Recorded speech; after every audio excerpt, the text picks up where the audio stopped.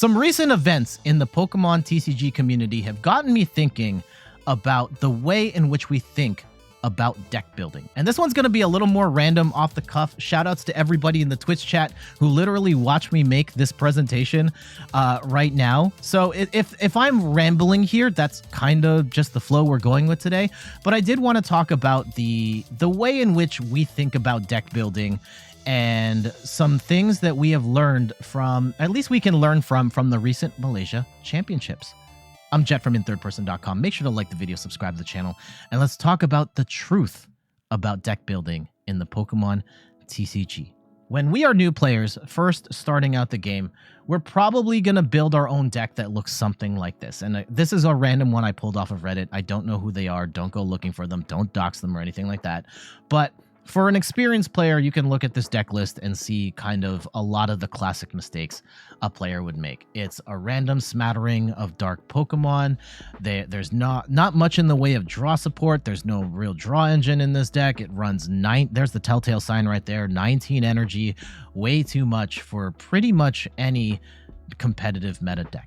And oftentimes when they'll start building decks like this, and eventually you'll start to build more competitive decks, almost certainly because you went to a site like Limitless or you watched my channel and saw meta decks. And for a lot of new players, the more experienced players will say, like, literally just go to Limitless and net deck. Just copy a deck, copy a good deck, and go from there. And here's an example. We click on Gardevoir. We pull up this list that recently won late night. And for a lot of players in the community, that's enough. You don't necessarily have to be good at deck building. You just need to be good at piloting a deck, and you can win the World Championships without having to be good at building decks. You net deck something else, or maybe you tweak a couple cards here and there, and you're good. And for a lot of newer players coming up, I strongly advise that if you're building stuff like this right now, go to a site like Limitless, look at the archetypes there, look at the ones that have done well, and learn how to play a deck like this, where it's well built, it's been proven in tournament, and learn how to play that, and that will get you a long way in your Pokemon TCG journey. But it does go the other way, though, because I think that as a community, we also get stuck on play the meta decks, play the decks that work, don't bother innovating on stuff.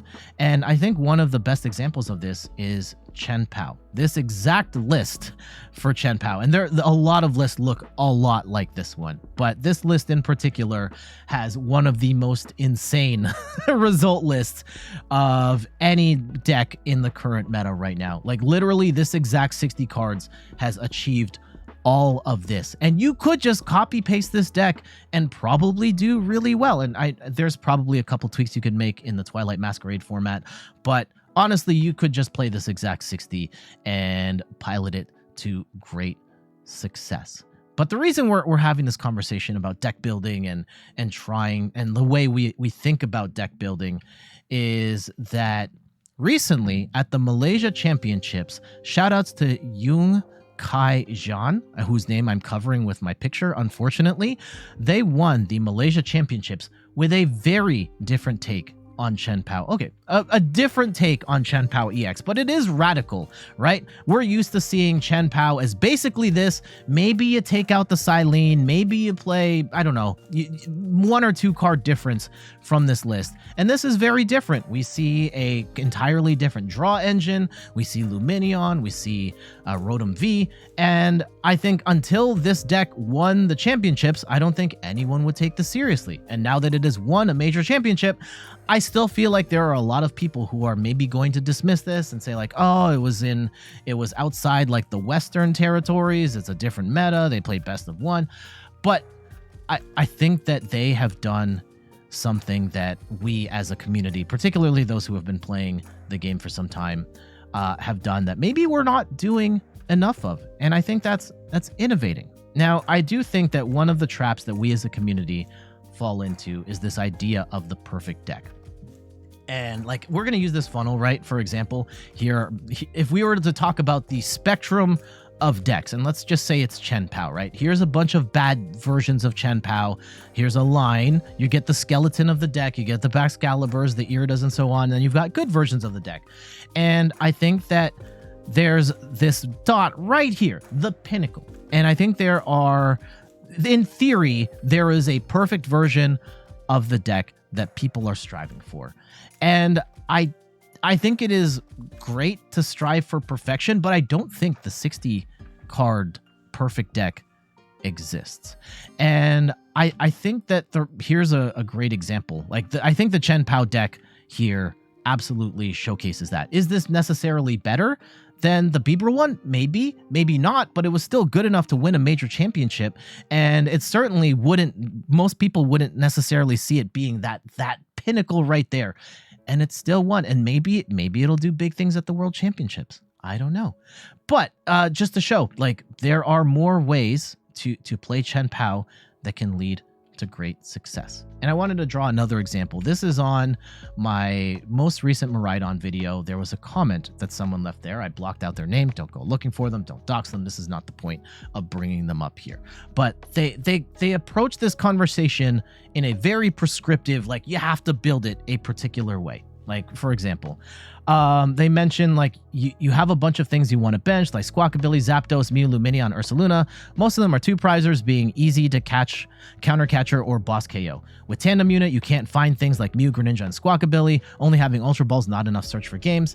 And then they go on to say, this was very condescending. 17 energies? Seriously? At least make 14 to 16 like some Japanese builds. Then you have more access to more Pokemon search. To which I replied... I'm not going to read the whole thing, but like, this wasn't a random list that I cooked up or anything like that. This was actually 59 out of 60 cards of a build. Shoutouts to Oskulden, who won late night with this build going 10-1. I literally changed one card. So this is already a build that already did great. And the whole thing about 17 energies being too much, here's a whole list of decks from Japan, the top Miraidon builds that use 17 plus energy. There's one here that did 20. There's links here. Just to illustrate the point that, like, deck building is not necessarily about finding the perfect 60, because I don't think the perfect 60 exists. I think that we as a community really should be looking at it more as a trapezoid, right? So here's bad decks. Here you get the skeleton of the deck, and then here are good versions of that deck. And there's no perfect one, because the perfect deck is gonna vary based on the meta you're playing against, based on the person piloting the deck. This could all change. So I don't think it's necessarily important. Like, stop looking for this. I don't think that's a realistic goal.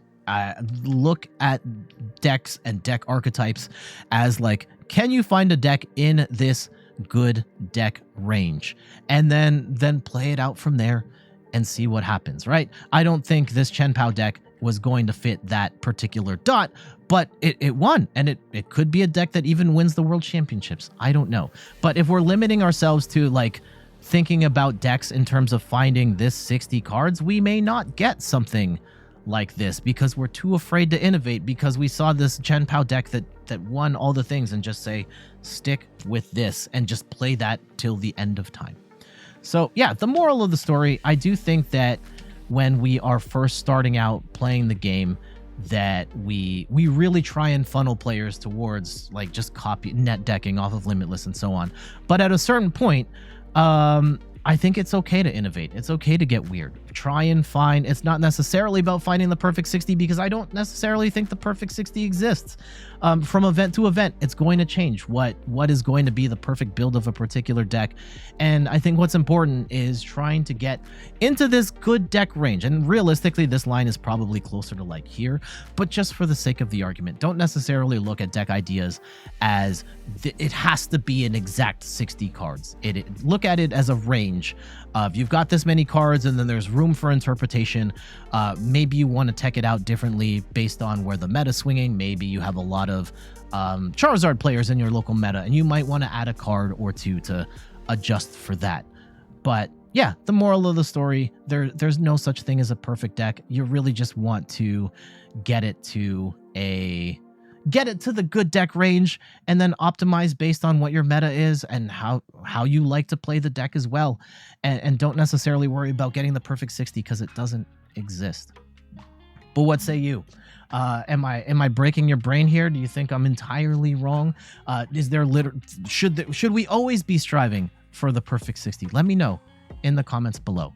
I don't necessarily hate the idea of trying to make the perfect deck, but like don't sit here I personally don't think you should sit here thinking that there is a perfect 60 and that everything is bad if it's not the perfect 60. I think you can do wonderful things getting weird and innovating, and I think that's the most important thing here is like we as a community are very good at finding stuff pretty quickly, but I don't think that should stop us from trying to find different and innovative ways of approaching the process of deck building. But for now, I gotta get going. Thank you so much for watching. You can find me on all the things: YouTube, TikTok, Twitter, and Instagram at @InThirdPerson. You can find me on Twitch at @InThirdPerson, where I stream the Pokemon trading card game every Sunday at 10 a.m. Eastern Time. And check out the website, inthirdperson.com. Oh, geez, I completely screwed that up. Inthirdperson.com for more articles and videos on video games, board games, and other nerdy pursuits. And if you're wondering about the Chien-Pao video that won in Malaysia, I'm going to be covering that on the video tomorrow. So come back for that. But till then, take care. I'll see you later. Bye-bye.